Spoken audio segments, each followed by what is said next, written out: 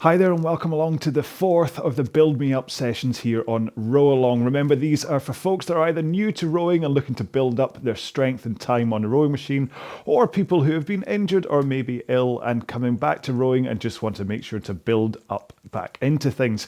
Now, as I've been doing so far, we're going to get straight into some light rowing while I describe what today's session's going to be. Okay, so let's get our machine set up. Go to your drag factor, set that to where you want it to be. I'm still rowing on a slightly lower drag than normal.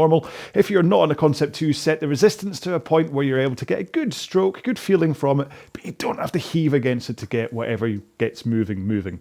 Next up, if you can, set your monitor to eye height so you're not having to look up and you don't have to look down. And finally, your foot stretchers, if you can get them set to a point where as you come to the front of the machine, your shins are pointing vertically, that's ideal. If you're set too high, then you might not be able to quite get there. You'll be all bound up. If you're set too low, you might go scooting straight past. Okay, right, so let's just get into some light rowing.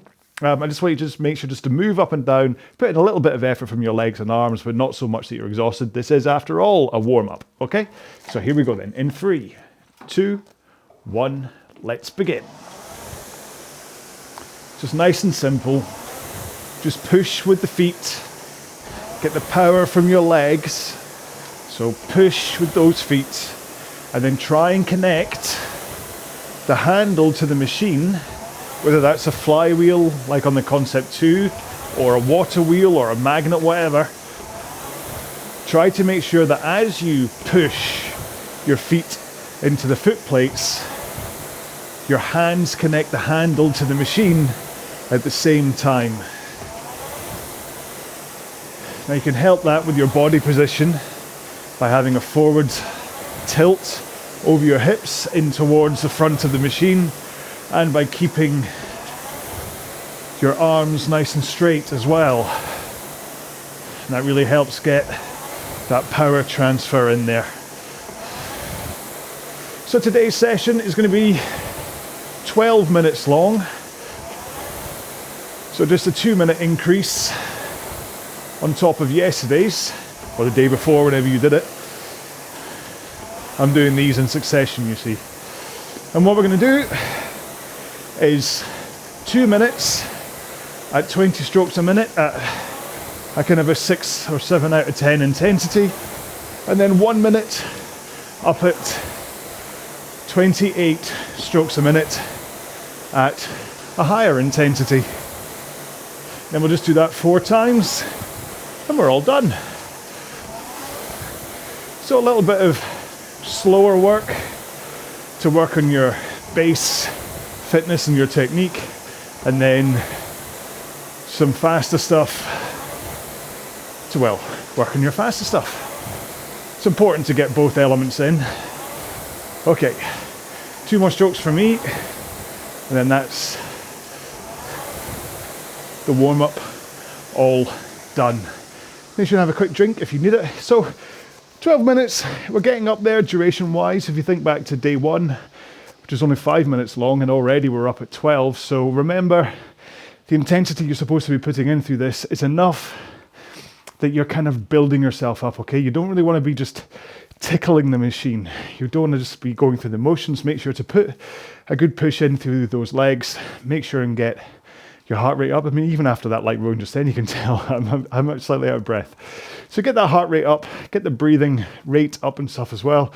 But don't get to a point where you're going to completely exhaust yourself and not be able to come back and do another session whenever you need to, okay? So that's the important part when it comes to intensity. I'm not really giving pace guides in terms of what I want you to see on the monitor in front of you. I just want you to think about your own body and what you're able to push yourself towards, especially if you're injured or coming back from injury or illness, where you really need to think about your body rather than pace. I'm not paying any attention at all to the pace that I'm rowing these at, okay?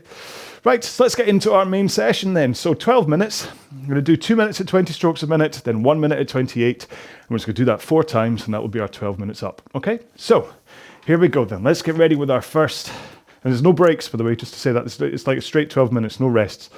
Let's get into our first set of 20 strokes per minute then. In 3, oh wait, I'm not even reset my monitor. Oh, you idiot. Most people would stop and make an edit and do that again. Not me. I'm just going to confuse you and you're like, what? That's ready to go. Oh. Right, here we go then. Properly this time. In 3, 2, 1. Let's go. See, it's my level of lack of professionalism. That's either what brings people to the channel or it holds me back. This is why I'll never be one of the top fitness brands. This is why the Apple Fitness people weren't beating on my door to be an instructor, or the Peloton people or whatever. They're like, yeah, you're good at what you do, mate, but you're kind of missing that professional streak that we really need here at Apple. Right, so remember, this is all about giving yourself time to be in the right body position and things for your stroke. If you can spend the time during these slower, low rate intervals to work on your technique, to think about that tilt forwards at the front and arms straight, and then pushing with the legs.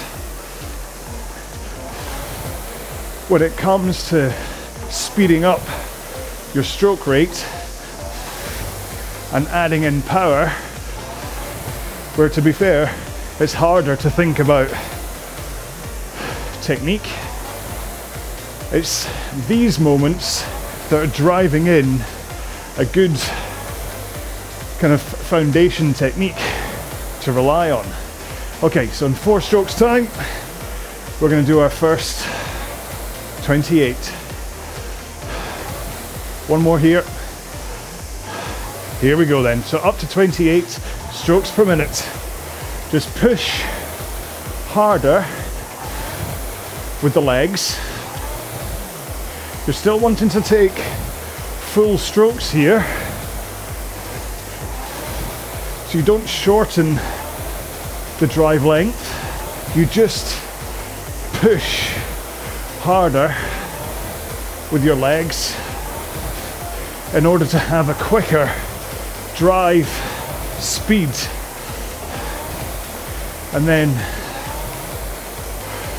you want to have a rhythm where your recovery complements your drive. So if your drive goes faster, your recovery is slightly faster. Okay, 2 more, 1 more, and back down to 20 strokes a minute again for 2 minutes.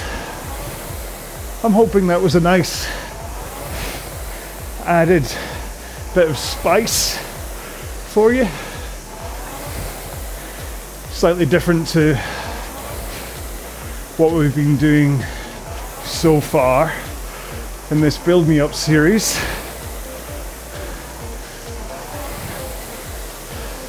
By just bouncing between these 2 rates. Introduced it yesterday, or on the 10-minute workout, more like.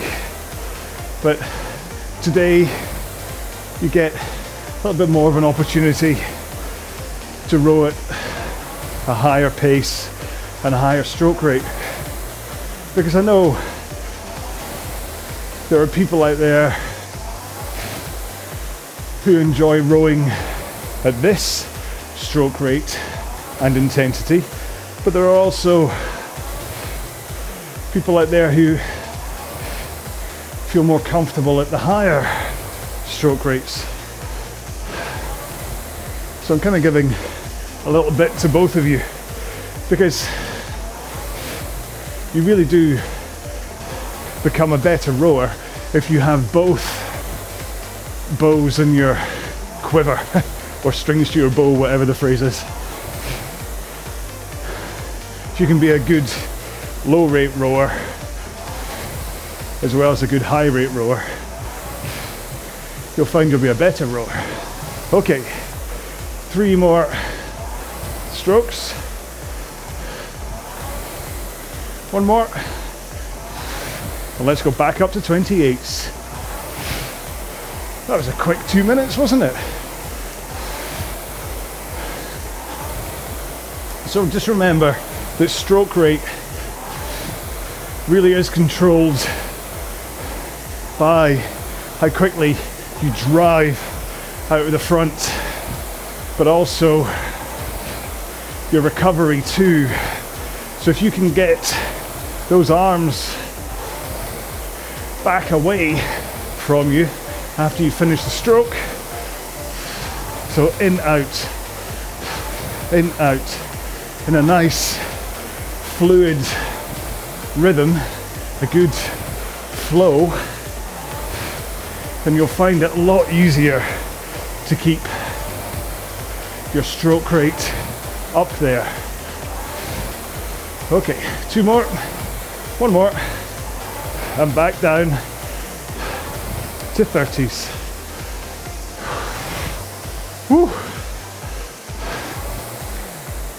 Oh, so this, from my point of view, it's like stretching a rubber band, these fast bits, where I'm kind of stretching the intensity that I'm working at, but not to a point where I'm going to snap myself, because I'm still only, I'd say, about a week into having recovered from COVID properly. It's only about a week ago that the fog cleared from my head and I didn't feel completely exhausted all the time. So I'm not wanting to push it too hard and end up tiring myself out and maybe giving myself some kind of a post-viral secondary infection. But that's why these 20 strokes a minute chunks are really important, because the 28s are dipping my toe into the water of more intensity, and then these 20s give me a chance to calm down. Heart rate comes down a bit, but it's still up because I'm still putting in effort here. Alrighty, 3, 2, 1. Here we go then, 28s again. These should be flying by now, these 28s. But take a look, if you've got a mirror, or even just look down and make sure that you're taking full strokes, that you're coming in towards the front of the machine so that your shins are pointing vertically, and you're also putting in a full leg drive, getting those legs down at the back of the stroke with a soft lock to the knees, okay? I don't want you to completely lock out your knees at the back. 2 more strokes. 1 more. And we're back down to our last set of 20 strokes a minute. Time's absolutely flown by today, hasn't it? I suppose we still have just under 3 minutes to go, but you get what I mean. Whereas day one, for me coming back onto the machine, those 5 minutes actually felt like an eternity. As my strength, fitness, and confidence has improved from session 1, everything's starting to click back into place again. I still don't think I'm anywhere near the strength or fitness that I was before getting ill. But I can see every day my body is building and responding to what I'm doing. And part of that is because I'm not overdoing it. I know I'm saying that quite a lot today, but as we get the duration of these rows up there, it's important that you make sure to do it within what your body is capable of. You don't want to be boom or bust, where you have a bit of energy and then absolutely overdo it. Okay, 2 more strokes. 1 more. And our last 28's coming up now. So get that stroke rate up, push the legs into the machine, really feel that power surge from your legs up through your body and into the handle without your back or arms fighting it by trying to get in on the action too early. Should all be legs from the front, then back follows, and then you finish with a strong arm pull. Oh, I slowed down stroke rate wise a little bit here, but that's okay. I don't want to be overdoing it. 1 more. And that's 12 minutes done. Good job. So quickly fix microphone. There you go. Oh, I'd hope that worked for you. Hope that was pushing you to where you needed to be in order to develop a bit more. Certainly towards the last half of that last 1 minute 28, I backed off the stroke rate slightly because I was starting to feel it was getting a little bit on top of me. I'm still just not strong. I'm still not, like I said, not where I want to be. So anyway, we'll get there. So let's just get straight into a cool down. Give our body a chance to actually cool down into cool down rather than just go and plummet into cool down into being cool. Okay, so we'll do what we always do. 1 foot on the ground, 1 foot in the straps. Then we're going to row 30 seconds aside, and then we'll do the arms and back only, and then legs only afterwards. Okay, so here we go then. In 3, 2, 1, let's go. So just pick a stroke rate and an intensity here where you feel that you're connecting to the machine as you push with the legs. Your hands are connecting the handle to the machine, but importantly, you're able to get your body into the right position at the front and at the back of the stroke. Swap feet. That was a quick 30 seconds, wasn't it? So you want to have that forward tilt into the front and then a complementary backwards lean at the back. Ideally you're going between like 1 o'clock forwards and 11 o'clock backwards as you go through your stroke. And then you're always just tilting over your hips. You're not bending your lower back. Last one here. Both feet in, nice straight legs, soft lock to the knees, and just row with your back and arms. So this is where I say about the hinging, tilting of your back. So as you swing over your hips, that's what's picking up that initial connection of the handle to the flywheel. And then you add in your arm pull to finish off the stroke. Last one here. Then let's roll to the front of the machine with straight arms and that forward lean and just push out from the front. Try to hold that forward lean and straight arms the whole way. Okay? So I just want you to get used to pushing and maintaining that primed forwards position, okay? It's really important that you start the drive at least with this forward lean, straight arms, and you're not grabbing the handle. Okay, if you find yourself grabbing and pulling early, try to stop it. Right, there we go. Ran over a little bit on our cool down, but that's fine. So you can continue to cool down, do some light rowing if you wish, or if you want to climb off the machine, Mini-Me has just started doing some stretches which you can follow along with. Most of them are around about 30 seconds long. It all depends how long this outro waffle is.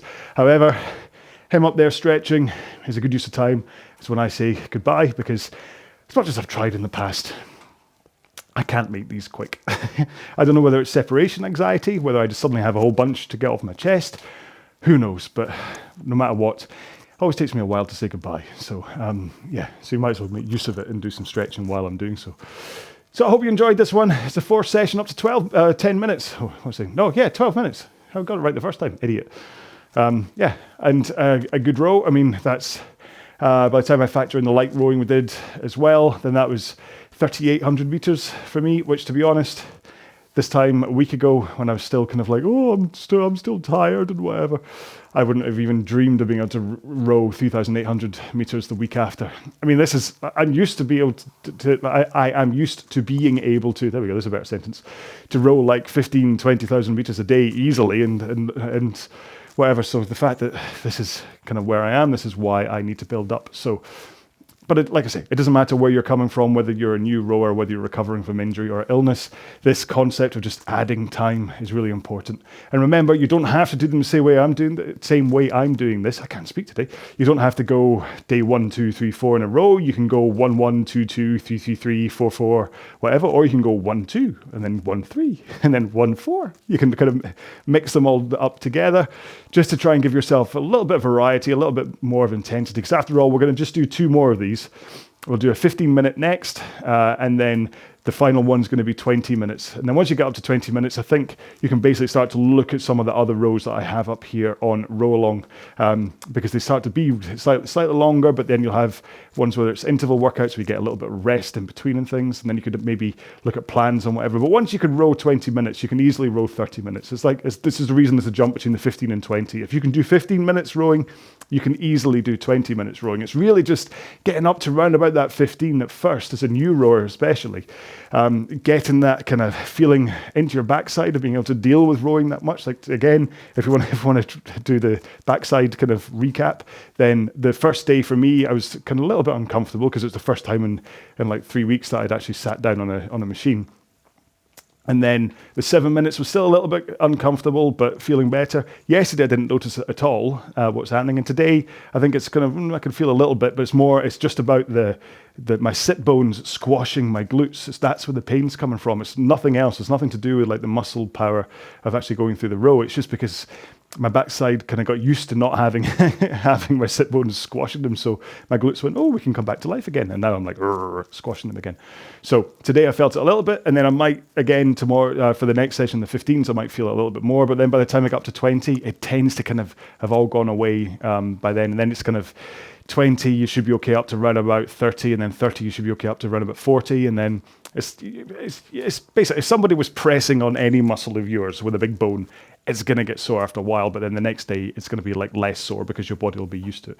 It's basically just the magic of the human body that it just adapts and gets used to things. And this is why we train this way, why we increase intensity and increase time, is that over time, this adaptation means that your body's going to get better at doing what it is. You know, it's like if you were to get down on the floor now and do 20 press-ups, there's a good chance that tomorrow your muscles are going to go, oh yeah, I remember doing 20 press-ups yesterday. But if you did 20 press-ups tomorrow, you're not going to feel the same way the day after.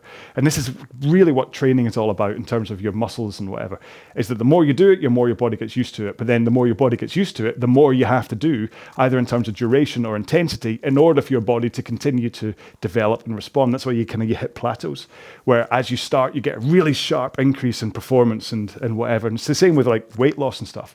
when you first start, you might suddenly notice, wow, I'm losing loads of weight. But then what happens is your body gets used to it, and then you plateau, and then you have to change something. So whether that's that you change what you're doing for a diet, if it's weight loss, that you start to kind of you flip it and turn it into a 16/8 fast or something, or even you just have a weekend where you're like, well, I'm not going to diet, I'm going to eat normally, to kind of give you kind of like a metabolic shock almost, where your body goes, oh, real food, and then it goes, no, well, now we're not eating, and then you end up dieting or losing weight again. Or in the case of rowing, if you hit that plateau, then you either add intensity or you add duration, or you just look at how you're doing things slightly different. So if you're constantly doing long 30-minute rows, even if you're going sometimes slow, sometimes fast, your body's still going to kind of adapt to that. So then you might want to look at doing HIIT workouts, the high intensity interval training ones. Just throw in one of them every now and then. So you're going absolutely eye bulging, full guns blazing for 20 seconds, and then you take off like 40 seconds rest. And then you go eye bulging, blah, for 20 seconds, and then 40 seconds rest. And that real roller coaster of your heart rate, your body goes, whoa, what's happened here? And then it's kind of, you destabilize it, and it doesn't have the chance to adapt, and then that will then lead into better performances. So it's the same with if you're doing weights, you add more weight, or you change the amount of reps you do, or you make the lower of a bench press a lot slower, and then you explode up, all that kind of stuff. You do things to stop your body getting used to what's going on. Simple. Anyway, where did that come from? Hopefully he's run about done. That's where that came from. I gave him enough time for that guy to do all his stretching. So 12 minutes done. Yeah, cool. So the next one coming up is going to be 15 minutes. Remember, like I say, you don't have to go 5, 7, 10, 12, 15, 20. You can repeat some of them. You can go back to one. You can double up in a day. You can do one in the morning, do one at lunch, and whatever. It's all up to you. You know your body. Just row these how your body reacts best, all right? Cool. So I will see you in the next one. Please make sure to take it easy depending on where you're coming from. Make sure and eat well and drink well so that you give your body a chance to repair itself. And I will see you in the next session. Stay safe. Take care. Be well. Bye-bye.